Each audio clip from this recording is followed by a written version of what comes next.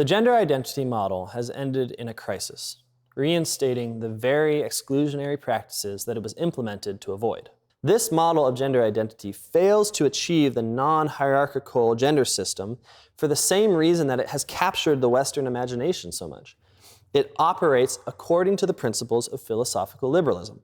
Now, while an entire analysis of liberalism is not the issue here, this can be shown in pretty broad strokes.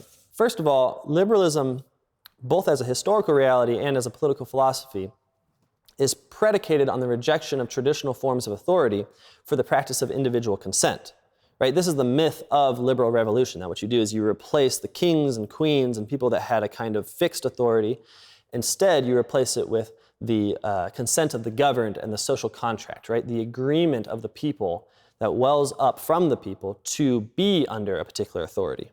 Gender identity operates within the same narrative structure. The gender binary and gender roles, these things, take the form of those traditional forms of authority that do not rely on the consent of individuals in order to be in operation, right? Rather, they begin socially and psychologically governing the thoughts and actions and appearances of individuals before they have the rational self-will developed to claim it for themselves. The gender identity model is an argument that these traditional gender forms are contingent and that they should only govern a people insofar as those people consent to them. So that emancipatory hope, that hope for liberation that comes through the gender identity model, it's really part of the broader liberal hope for emancipation from authority, from traditional forms of authority. All forms of authority that cannot be reducible to an original moment of individual consent. There's another way that gender identity just fits and flows out of political liberalism. Liberalism aims at universality.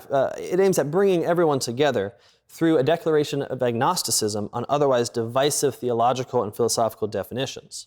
Now, what I mean by this is it's pretty obvious. This is really a way to talk about the idea of the separation of church and state. Liberalism purports to tolerate all religions. Why? Well, because it says that it absents itself from the religious sphere. It takes it back. It says the public sphere is neutral in respect to question of God and heaven and man's existence. Those all become simply matters of private choice, right?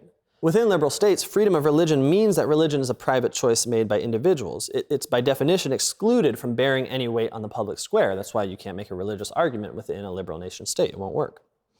Now, what I want to point out is this supposed agnosticism, this supposed backing up from the question and letting it play out in the private sphere, this is really a particular kind of knowledge. It's a particular claim, right? It is a particular belief that's actually enforced by liberal states.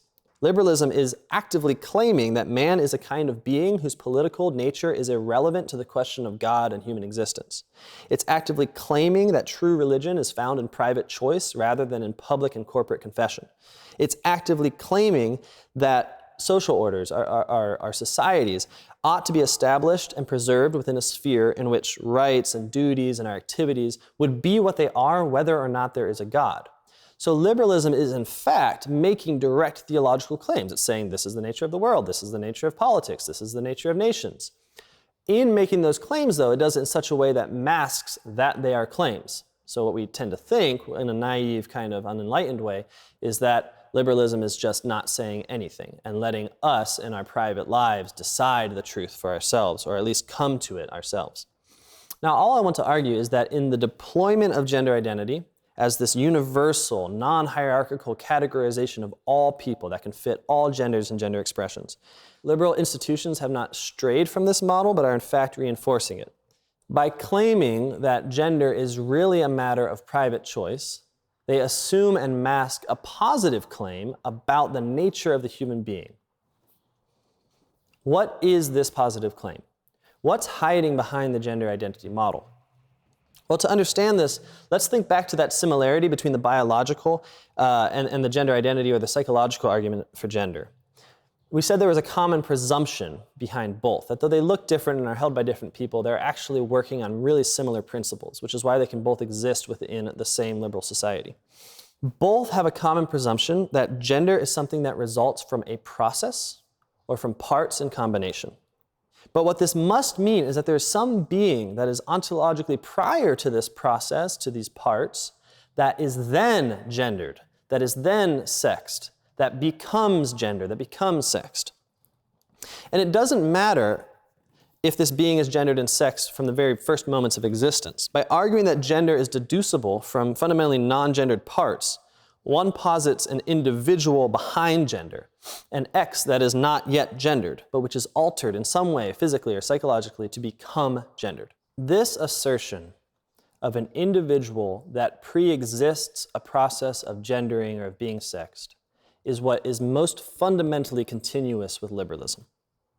The image of a being that is neither male nor female nor anything else, it's not even both, it's not even neither, this has served as an essential role in the building up of our nation states.